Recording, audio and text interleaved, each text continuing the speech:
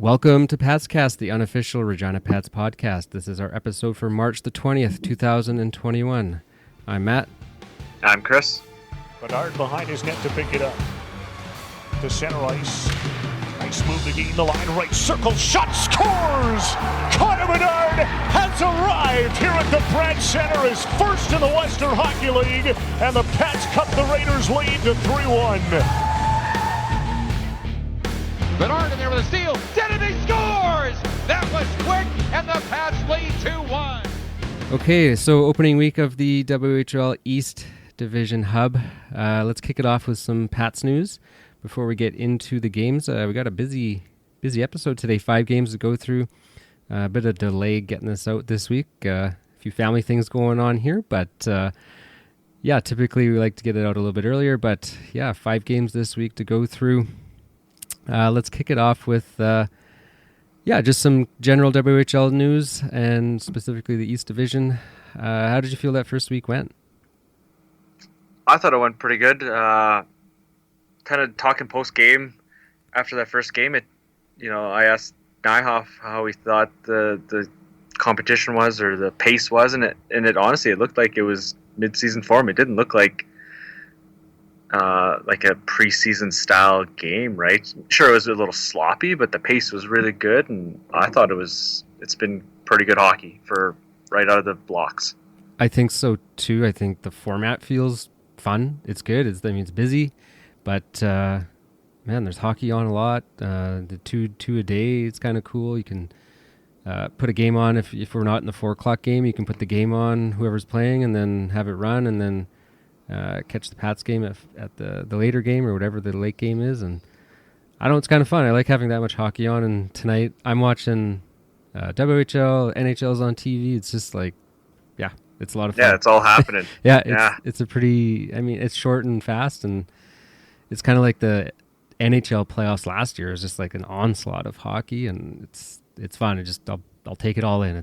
It's great. Yeah, because it's going to be over right away. So exactly. Better absorb it. And then it's done, right? So get it while we can. So awesome. I know I wouldn't mind tuning into some of these other games in the other divisions, but it's like, man, there's so much going on that you can't almost. There's not enough time for everything. No, right? I know. Yeah, right? and what was it? I think the U.S. division kicked off this weekend. Yeah, Thursday night they started. So they're off and going. Little glitch. It sounds like in the BC division they had one positive in Kelowna, but it sounds like it's just the one. Just on the intake test, so it wasn't going to affect the team. Like the rest of the team still practiced. So, so it's on the intake. So that means he didn't even make contact with his team yet. It sounds like so. Yeah, it's good. It sounds like the protocols are working right, and hopefully that player does his 2-week isolation, and he's good to go. And we hear of nothing else. I think that's the only they've identified is that one. Yeah. From Kelowna, so I think the email said 3,000 tests have been done. Yeah, in all the divisions now. Yeah. So far so good. I'm knocking on my desk here, the wood desk here. Let's keep it up, guys. I know Regina's a bit of a hot spot itself for COVID. For anyone that doesn't know, so hopefully they're keeping safe and everything clean and keeping those risks down. But no, it's been a fun week. You heard a little bit of news about grumbling of a playoff, possibly? It was. They were talking about maybe doing a playoff if everything goes smooth here. It would only be a week longer or past the season, so it would be pretty short. Maybe just a 1 game, no series or anything, just a 1 game, whatever, 1 versus 4, 2 versus 3, and winners play a couple days later or a day later, something like that. There's obviously no specifics, but the door is open for it. Yeah. So they don't want to say no, it's impossible. It's not going to happen. So they haven't said no to anything, right? Obviously, they don't want to until the last possible second, right? They don't want to put their foot in their mouths. Yeah. So, but so maybe just a little playoff at the end of this if it all goes well. Yeah. Other news. So we talked last week about the change in ownership, and that was made official last week as well in the news. And a little bit of side story to that was there were some rumblings of a new rink. I think there's been talks about a new rink in Regina for a while, when they were talking about revitalization of the downtown area or the Dudney area, and that whole, I don't know, is it CN or the rail line CP, yeah, which one I can't remember. I don't know which owns that land. There's always talk about developing that, and I don't know if that's, even if they've even talked about where this rink would go, but with this change in ownership of the Pats over this last week, that conversation has rekindled and getting some traction again. I don't know. The Brandt Center serves its purpose right now. It's aging, but it's not like a total dump. It's not like Taylor Field was, right? No, you're not peeing in a trough. It's aging, but it's okay. I mean, we just hosted a Memorial Cup not long ago, and there were some upgrades then, and I don't know. It's still got a few years in it. It's still serviceable. Yeah, and I don't know. Maybe this is opening a can of worms, though. We've talked with people about when teams build new rinks and they lose that atmosphere. The atmosphere. Do you think, though, the Brandt Center has a cliche atmosphere that were really something that would be lost if they built something new?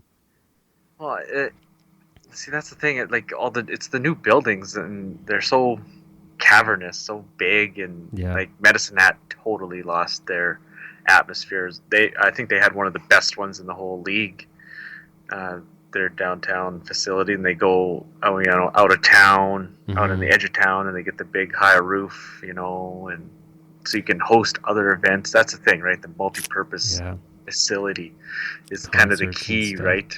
To draw other events in, and you lose that kind of maybe that hockey atmosphere, the closeness or the smallness of the rink, the low roof, and you remember the final in 2017. Do you think? How loud it was. Yeah, I suppose if you build something like a Moose Jaw where it's that more elevated. The Brandt Center's still a multi-purpose, but yeah. Anyway, that's another conversation for another time. Yeah. I mean, it's to me, down the road. Like the Brandt Center's not the Crush Can or something like that, where it's got that like huge heritage and it's like only a hockey rink and it's got all this. I mean, it has a lot of history, but I don't know. Anyway, we can talk about that if this ever comes into fruition. That's many years down the road. If we're still doing this, then we will talk about that. Finally, for some news, Tanner Howe signed with the Pats. So he's out of Prince Albert. We drafted him 73rd overall. And what's his stats here? 31 games last year with 38 goals and 37 assists with the Prince Albert Pirates. And now he is with the Mintos this year, right? Or would have been. I would think he was with the Mintos. Honestly, I didn't even look it up because I think they probably only played half a dozen games, maybe. So 3 goals and an assist in the 5 games they played. So okay, yeah. Yeah, hopefully staying fit and ready for next year. Right, he'd be next year with us. Yeah. You know.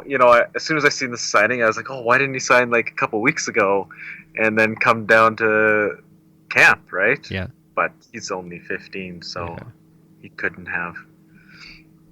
Yeah. Anyway, so good to get some of our picks signed here. Yeah, definitely. And I seen a tweet. I tweeted out Dana Dirks. He used to be a scout for the Raiders in PA.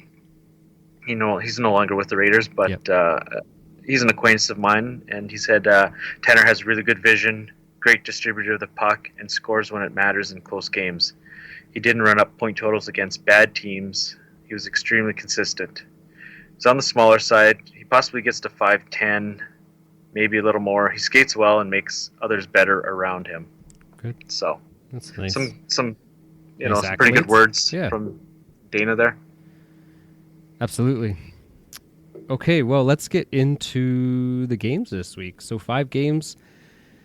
To start off at the top here, we had an opening night loss to Prince Albert 6-3. Surprising if you just looked at that score, even if you add in the empty netter at 5-3 and take that off, like this game was easily Regina could have won. Or I should have said PA should have lost. Because PA, we had 9 penalties. They only converted on one of them. Yeah, I think it felt like the Pats carried the play for the most part, in my opinion.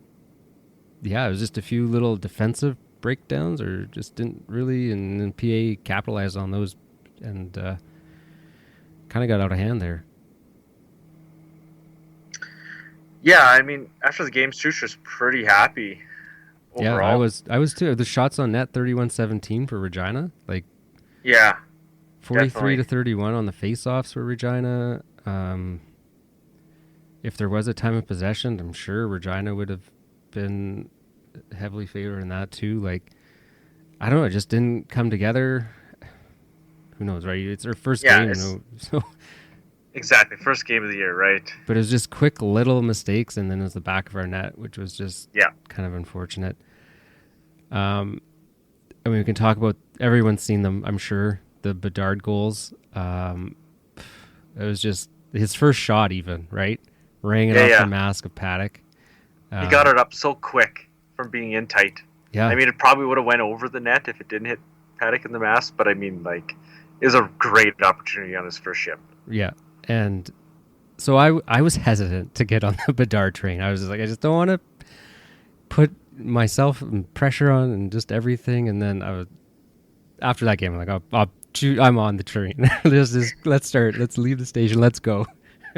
Well, that's exactly what I was thinking when we did our preseason picks there with Kevin, and Kevin's like, no, Bedard, probably. And I was like, no, I'll go with Denemy because I don't want to be like, I'm expecting this guy to just run the show, right?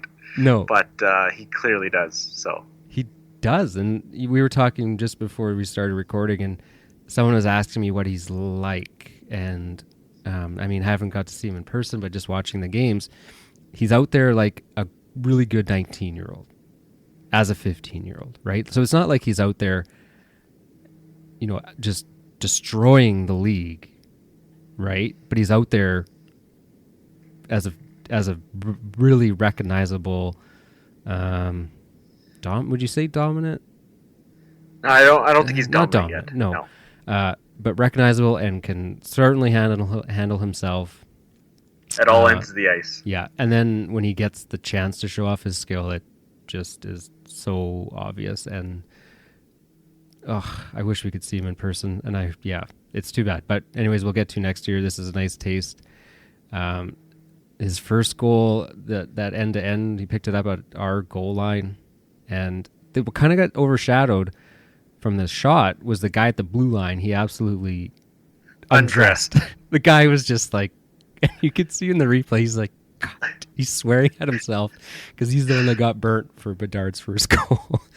And and then the second goal really demonstrated that release. I think just the elevation he can get so quickly, and just the kind of elusiveness of his shot, and catches goalies off guard. And we saw it again tonight, I think, on that breakaway. He broke away. I mean, he intercepted the D pass, and it's just that ability to, I don't know if it's, we can't see from the goalie's perspective if it's his eyes, because he's not doing a lot of dekes or anything. Yeah. He doesn't do the triple deke or anything to, right? I don't know. It must be just his release and how he hides the direction of the shot or something. I'm not sure. And on the broadcast tonight, there were some really good angles, and he had the view from behind the net, and he didn't have much room on that glove side, and he still snuck it in. Yeah. Seems like he likes to go that side. I know on the breakaway goal against Swift Current, he had a lot more net. That was a pretty easy goal for him, I think. I'm not saying any goal to score is easy, but he had a lot of room on that glove side, and tonight he didn't have as much room, and he still snuck it in. And that's where he got in the first game too. He snuck it past Paddock. Both goals were on the glove side, so something to look out for. He likes to shoot. He's a right-hand shot, which is a little more rare these days, but he likes that glove side. Yeah, and I think it's just his placement and his ability to get it to where in that open area, the open spot of the net. He can put it where he wants it, it seems. Yeah. That was one thing I wrote down from the first game, though, was the missed net. Like, we were missing the net all over the place. It was just like, holy. Yeah. Denemy was shooting all over the place, and he was just off, just off, just off. And then, the next game he pots one, and then he just goes on a tear, right? 6 goals in 3 games. Yeah. I guess I just wrote down to another talking point of mine is that Bedard spark. I mean, obviously Denemy, we recognized him last year as being quite skilled. He played really quite well with us and was really starting to put some goals together. And then, I mean, there's a good article in the Leader Post today from Greg Harder about just the connection. And it's kind of unique, right? It's the youngest player on the team and the oldest player of the team having this connection. And I mean, he's not old, but a newfound youth of Denemy. And they're both playing together. They just have that synergy that seems to have come together. And I think they're accounting for some obscene percentage of our goals so far. I don't know offhand, but it's got to be like 75% between the two of them. I think it was 12. How many did we have today? 2? Yeah, 2 today. So 12 or 13 out of 15. I don't know. It's something like that. Yeah. It's a lot. Between those two. So it's kind of a unique combination there, the oldest and youngest player. It seems like they're still maybe trying to find that third that fits in. I don't know if they ever will find someone, if they just keep rotating them through. Yeah, like tonight it seemed like there's a couple different guys had a chance up there, and I thought Dubinsky, I don't want to get into tonight's game too much, but I mean, I thought Dubinsky looked good with them for a while, and then he was off that line for a bit, and I mean, there's the penalties and stuff, so that kind of jams up your lines. And it might be maybe just whoever has a good game last game, you get the promotion, so to speak. Yeah. So one other thing I noted, I was just looking at the stats after that PA game. Bedard was 10 for 14 in the face-offs. Yeah. Like that's. I didn't think they'd even put him at center. Like I wasn't sure either. You get that added responsibility of playing center. Well, you look at he's already playing penalty kill. He's obviously on the power play. That's no surprise. But that's a little sneaky stat there. And he had 7 shots on goal that first game, so not shy to shoot, obviously. Yeah, I mean, I was afraid of sounding too much like a fanboy and gushing over him, but no, he's super exciting, and he's a freaking good player. He's just it's going to be a fun ride, I think. I mean, unfortunately, though, the team's not putting it together just quite yet. I don't know. These first couple games defensively just didn't feel great. I don't know. Yeah, lots of penalties taken. I heard tonight. So coming into this game tonight, we were the most penalized, tied with Brandon for the most penalized team in the Eastern Hub. So kind of leads us into Saskatoon again. Just these games, it seems like we've maybe put together a period, but to put together a whole game hasn't happened as much yet. Like in Saskatoon, down 3-1 after 1, so clearly lost that period, and then play a better second period, and then it's the third period. Okay, here we go, and then it just goes sideways again. And that game wasn't even really the power plays. I think we only had three penalties that game, so you can't blame it on that as much. We capitalized on both our power plays. We were 2 for 2. Just I don't know, just not putting together a whole game right there. Yeah, the guys talked after that game. The guys talked about Saskatoon was pretty talkative on the ice, and maybe they got in their heads a bit and kind of not retaliating, but chirping back and stuff. Maybe got off their game. So I don't know. You can hear a lot of things on the broadcast, but you didn't hear that too much. But I know they all brought it up, and Coach brought that up as well, that maybe that kind of was an issue in that game. But he called out the older players in that game. Roddy Ross admitted he needs to be better. We didn't talk about that earlier yet, but he's let in some goals. Maybe he's wanted back here early in the season. Yeah, and we're not one. I mean, we're kind of. We don't want to make a name for ourselves or anything calling out players, but I do feel that Roddy didn't maybe live up to what he can normally do, and if it's maybe, I don't know, not good to hear, but that he's recognizing that he could play a little bit better. Yeah. There were a few goals in some of these games. I was like, ugh. I'm sure he wanted those, and not to get ahead of ourselves, but I think he needed a bounce back game, and so he got a bit of a break against Swift Current, and but we can get into that. Interesting, Saskatoon. They're actually, I think, the best team in the hub right now. Yeah, they're playing good hockey. Beat PA last night, and interesting enough, Caden Daly with them. He's wearing a letter. He's scoring some goals. Like, it's funny, he didn't really do a whole lot with us when we picked him up. He was even when he was with Brandon last year, I don't think he had a goal with Brandon, and I think he maybe had one with us. Yeah, I think his final is 1 or 2, maybe. Last season? Yeah. And of course, what does he have this year? He's a former first-round WHL pick. Mm-hmm. I don't know his stats now, but I mean, clearly he's integrated himself into that team quite well to be earning an assistant or an alternate captain. So, I mean, that's good for him. I'd like to see guys have some success after, So for sure. Interesting. You've seen he had some skill when he was with us, but it just didn't click here. Yeah, so he must have found a good home there. And one other thing about that Saskatoon, I mean, not to go back on the Bedard train, but it's kind of hard not to. Like, his power play goal that he put top corner from the face-off dot, like, that's nobody was stopping that goal. No. Like, that's unreal shot. When he does score, it seems to just kind of bring the team up too, right? Like, it gives them a bit of a jump, boost. I really noticed in that PA game, all of a sudden people are like dangling. It's like, where are you guys coming from? They're maybe not. Yeah, they just seem to have maybe a little bit extra confidence or something. They just like get some whatever he just brings that energy or to the team, whether he means to or not. It just is there. Okay, and then into the Moose Jaw game. So up 4-1 after 1. Moose Jaw, and this is, I don't know if anyone could ever have a statistic on this, but teams that go up big early, how often they end up losing. Like a 3-goal lead in the first period. 3-goal lead. Within 10 minutes. We were just watching, my wife and I were watching a Pittsburgh game. I think they were playing Philly. Pittsburgh goes up 3-0 within like 5 or 6, like super early.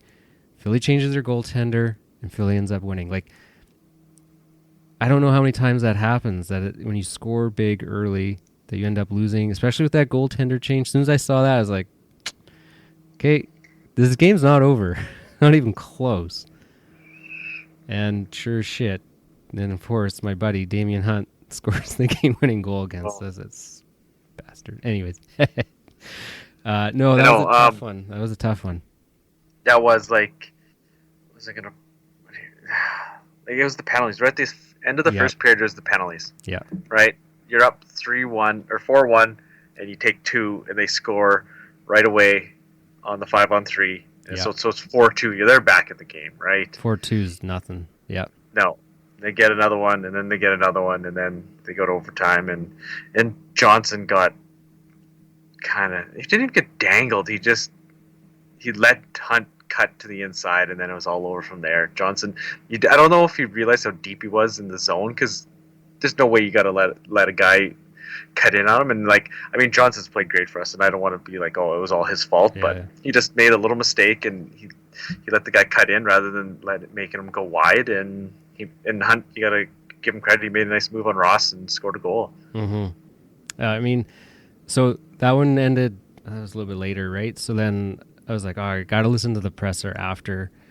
And we were talking about it, and you have maybe rapport or seen the history of Strush and how he does his press conferences, and I was thinking, oh, he's going to be super upset, and like, because I was like, man, we were up 4-1, we still lost this game. Dave Strush still is very up. He seems like he is a positive coach. Like, he doesn't rail on these guys, and I would have appreciated maybe just an ounce of like, kind of like, he should like saying, oh, it's frustrating, we should have won this game or something. But no, he doesn't do that. And I don't know if he maybe says stuff behind the doors, but he doesn't publicly, absolutely rip on his players or anything, or place blame or anything like that. I imagine behind closed doors he has some discussions and says we got to be better at this and that. But yeah, he's not like that, hey? No, not at all. And I mean, after the Saskatoon game, he said he did say the older players got to be better. That was a definitely a worse game than the Moose Jaw game. It was just more maybe some mistakes in the Moose Jaw game. They didn't play. They played great in that, especially in that first period, and maybe they just took their foot off the gas, right? Like it's like you said, the 3-goal lead, and you're just like, okay, yeah, we're rolling. We scored 4 this period. We've got this, right? Yeah. And that's kind of where it just bites in the ass, and they just pick up the momentum, and you just can't stop that snowball kind of from rolling. Yeah. Yeah, I mean, I was pretty upset after that one. I did not like that result. Yeah, because then you're sitting there at like 0-3, right? You're at the bottom, and instead of at least 1-2, and then you got Swift Current, you can get to 2-2, get a 500. Yeah. Anyway, so Swift Current, you were fortunate enough to be able to go to this game. Just with our media access, you're able to apply for that. So that was kind of a treat for you. Now, yeah, that was pretty nice. I'll admit I did not get to the replay of this game. My daughter was being born right at this time. I was sitting there as my wife's in labor, like, honey, Bedard just scored. Shut up. Yeah. And I said, hey, if it's a boy, maybe we can name her Connor. No, but we knew it was a girl, so. Anyways, I didn't get to see this game. It was nice to see Keeper get the start, though. It sounded like he played really quite well. Nice to have a backup goaltender. Now has a bit of confidence. Gave Roddy the day off, which I think he did need, maybe just to clear his head, get to watch the game from the outside. And I think somebody else was starting this game no matter what happened in the first 3 games. Yeah, I mean, you got a back-to-back. You got to get the guys in, so totally. It's not surprising. He could have won all 3 games, and I still think somebody else would have started this game. Likely, yeah, you're right, just to get a break, yeah. But I mean, it did. I think it did help Russ. I was kind of maybe a little surprised that he was backing up. Maybe they just could have gave him the whole night off, right? But either way, it worked out. Yeah, and Keeper, he maybe looked a little shaky. I was sitting at that end of the ice, where Pat's defended twice, the first and the third, and the opposite where we sit. But and then he had the unlucky goal. Like it kind of, he made the save and it bounced off the defenseman's leg and right in the net, and it was just like, okay, that was tough, but he made some good saves. He made a nice tip save early, and then in Swift Current thoroughly outplayed Regina in the first period, but Keeper got a lot of action, and I think that probably built up his confidence, because after that goal, like, he was solid like the whole period, and there's a lot of action right in front of me in that end of the ice, and he made some great saves in that period, and I think he just went from there. So I've got a little clip from Keeper, his media availability after the game, that we're going to play here for you guys. Maturity, calm, work ethic, competitive. I know that's more than a couple words, but he came in with a lot of energy, and our guys played really hard in front of him, and it was well-deserved win because he played really hard for the players. Well, that just goes with the maturity side of it. We see his mental focus. He's very, very dialed in before, after, during practices, games, workouts, and those types of things. We always say goalies, they have to brush it off, but you mentioned it at a young age. It's hard to do, and the kid did a great job of it tonight. So, like I said, it was really well deserved on his part, and I'm happy for all the guys that they played the way they did with him in the net. Awesome. Yeah. So like I said, it's nice to have a backup goaltender with some confidence, and even going into the future, right? Because that's kind of been a bit of a question for the Pats and their goaltending situation. So, it's one game, small sample size, but at least there's some hope here. And I heard an interview before the season started. It was February 12th. I went back and listened to it again after the keeper game, and John Paddock mentioned that we expect keeper to be the goalie next year. Like, he didn't say starting goalie, but the goalie. So, okay, not a goalie next year. He said the goalie. So I don't know if that means he's our penciled in starter. I was maybe kind of expecting Welke to get the start, this game. But I don't know. Maybe he gets the start in the back-to-back next week. Yeah. Right? Yeah. Or whenever the back-to-back is coming up again here. Awesome. So it was nice to get that win. Get that first win out of the way, because, you go down, 0-4. 4. Yeah. And then things are looking real rough. Tough. Yeah. Again, that Bedard connection just, again, clicking in that game. So it's awesome to see. And then... that, I got to talk about that one, the goal, or his Bedard's assist. His breakaway goal or whatever his goal was the highlight of the night, but I thought his assist was way better. He goes into the corner, he strips the guy of the puck, he puts it on Demi's tape, and it's in the back of the net before the goalie can say boo. It was such a nice setup, and Demi made a great shot too. He put a top corner where the goalie, didn't even have a chance to make a save on it. Yeah.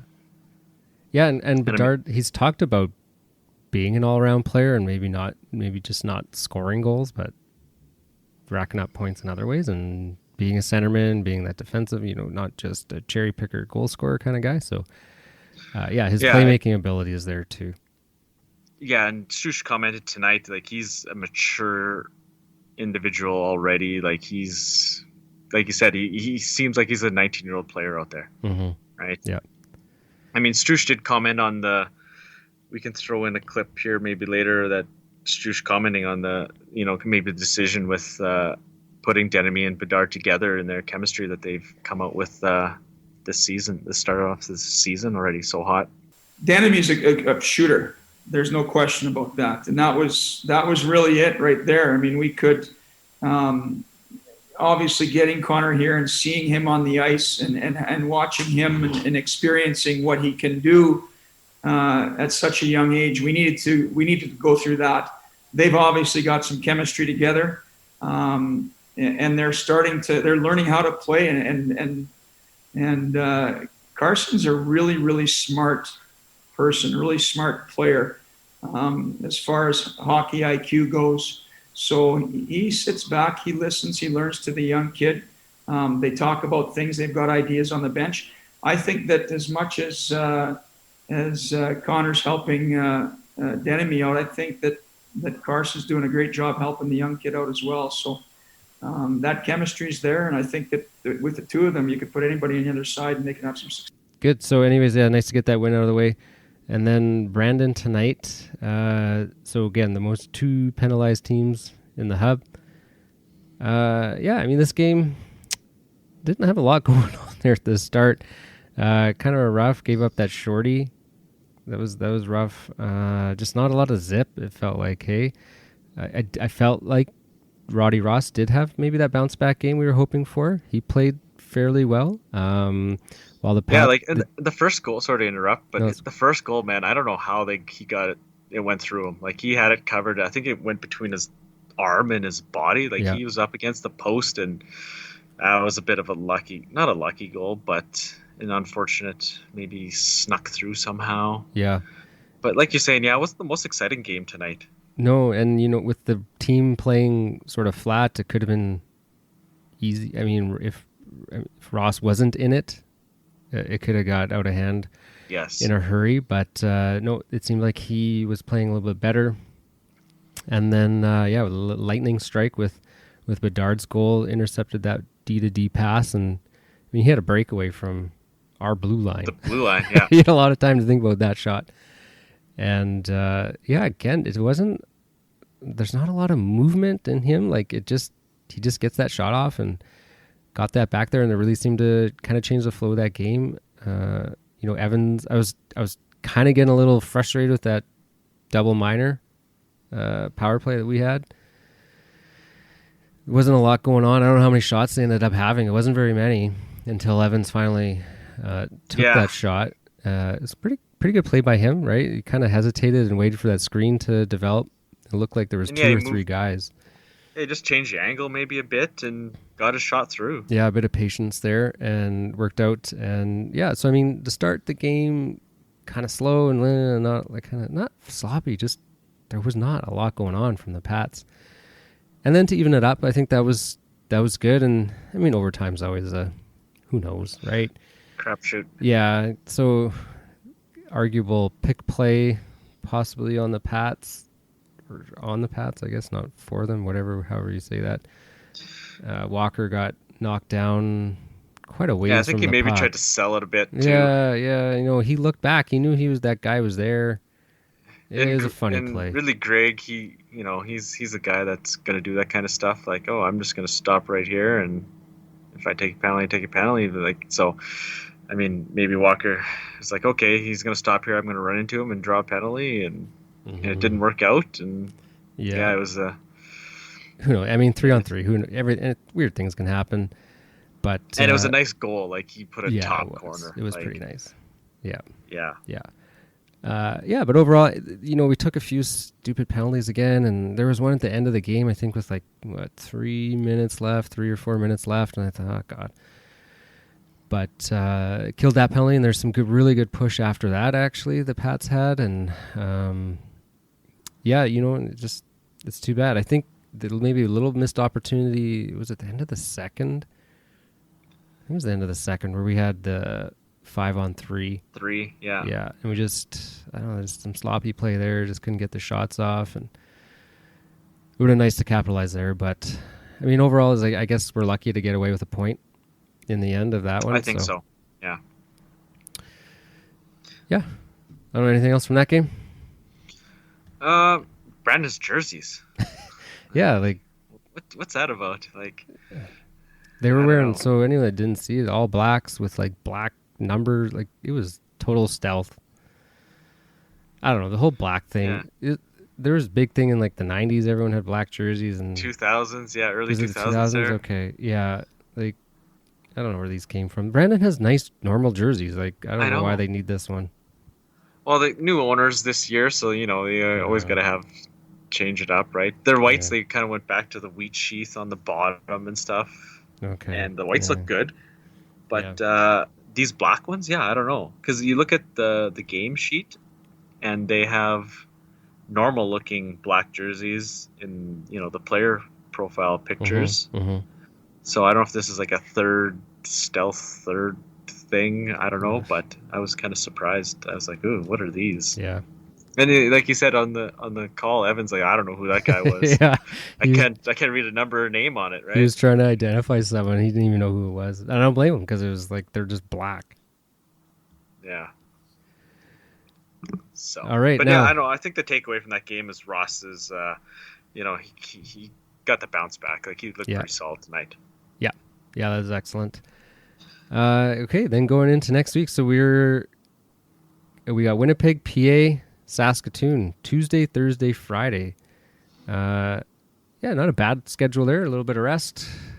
Tuesday, 8 o'clock start, and then the next two, Thursday, Friday, are 4 p.m. starts. So if you work till 5, you might have to. So we were discussing, I don't know if you can start the game late or if you have to wait for it to finish and then go back to the start. I know last year it's a totally different system now, but you had to wait. You couldn't start late. Yeah, you had to wait till the game's over and then rewind. Yeah. You could pause it. That's what we did a few times. We would pause it and then start it. Yeah. But, so that would be easy. I don't know. Like I said, the game would be over by 6:30, so... Yeah, as long as you don't get a spoiler, you could just start it. Yeah. By the time the kids are down to bed, hit play, and then, evening entertainment. Yeah. So speaking of which, the app is behaving well for you? Tonight, it was really good. I had some struggles a little bit during the week between the app and online. but I think they're getting the kinks worked out. I mean, I thought the quality was pretty good tonight. There's, I don't know. I don't think they were using the Access broadcast. They talked about it. I seen a couple comments. I don't think they are using it at all this year. They have it set up since all 7 teams are playing in this facility, that they've gone maybe the extra mile to have a good broadcast for all the games. I think so. So, and I thought the broadcast as a whole was good tonight. Excellent camera angles. Like I said, they show the replays of the goals. They show 3 different angles of the goal, which is nice. Yeah, absolutely. The camera angles, it's more than just the one that they'd usually have or from the normal feeds. And yeah, it's pretty good. I'm happy with it. You know what I really like the one from, it's usually they play after goals, is from the goaltender, like above them. Yeah, behind the goaltender, see the play develop from their perspective, and I really like that one. And they have the penalty box camera. Like it's pretty darn good. I'm fine with it, especially for $25. Other than especially for the $25. Yeah, definitely. Like, I was like, oh, maybe I should just get Access TV for a couple months, and so I can get the good quality pass games. But I mean, after this little first week, hiccups, it's been pretty good. I'm pretty satisfied. Yeah, I like the option to watch some other games too. Like, I think exactly. Saskatoon PA games will be good. Some Saskatoon Winnipeg. There'll be some good other games to watch too. So having that ability is nice. Well, we should look into maybe get into some of these games. It doesn't sound like there's too much interest from the media attending non-Pats games this season. So we start or not win, it'll dwindle pretty quick even for Pats games, I think. That too. I know Rob Vanstone, he tweeted out he's signed up for every 8:00 game basically every day. Yeah. Yeah, he's tweeting quite often from there. Yeah, so he's like, I was the only one. I don't know which game it was, but I'm the only one here. So. Yeah. And being at the game, it was kind of nice, but it's eerie because it's dead silence. And as a media, really... you can't cheer. Not that you would by yourself. That'd be weird too. Yeah, exactly. Just one guy. But it was weird because I know the first goal, like it was at the far end. It was in the second period for the Pats, and I don't think they even knew the goal went in. So the bench wasn't even cheering. It was eerily silent. It was weird. But speaking of that cheering, like I did see there's not very many people there. There's the media, there's the off-ice officials, there's kind of like the Pats staff, there's the Evraz staff, and like the scouts, like maybe 20, 30 scouts tops, 20 maybe 15. But there's these 2 people, a couple, both standing there on the concourse for 2 periods wearing Pats jerseys. I'm just like, okay, so who are these people? Like, they're obviously fans, like, got in somehow. And, like, it's not like you can get in easily. Like, so this is the first time I've gone, and the lady sees me walking up to the door, and she's open, and she's like, okay, you're here for the game? I was like, yeah. She's like, what's your name? Say my name. She's like, there's a table in the concourse or in the box office area with 2 guys there. They check the list. Yeah, you're on the list. Okay, you can enter. And then they go through the the whole COVID kind of questions of been in contact, blah blah blah. Okay, then they show me the seating map. Okay, this is your area where you sit. You sit in one of these seats here. Go there. This washroom's open. That's it. And then you just leave after the game. I'm like, all right. So I just went and sat in my seat for the game, and that's about it. So it's just kind of weird. Those 2 people though stood for 2 periods. Then they sat down. They talked to somebody like Evraz staff. What's that? Did they cheer? Not really. Okay. But it would have been really awkward if they did. Cause okay. So that was the weirdest thing ever. They were just, and then they sat down for the 3rd period, and that was it. Huh. So interesting. But okay. Yeah. No, it would be worth actually getting there. Since we're lucky to have the opportunity. Absolutely. It's been nice. Yeah. I mean, some of these games, if there's nobody there, right? May as well. Yeah. I know, like the email said, "Hey guys, there's spots available to go to these games." Like they're not saying you can't go. So Totally. Okay, well, let's wrap it up for the week. Yeah, I mean, a little. I'll admit, I'm a little disappointed in the outcomes. I would have liked maybe a win or two more. Yeah, you kind of got that Moose Jaw game. That was kind of a tough one to lose. Yeah, I mean, the PA they played pretty good. Saskatoon, yeah, that wasn't a great game. And they didn't really play well enough to win tonight, but could have been a winnable game. And so we'll see some tough games. PA, Saskatoon, Winnipeg. Those are all those are tough games. We'll see how we do. Definitely, it's going to be a tough little stretch this week, but we'll see what happens. All right. And we will be back next week after the Friday game sometime. We'll wrap up that week and talk to you guys then. All right. Good night. See you guys later. Bye.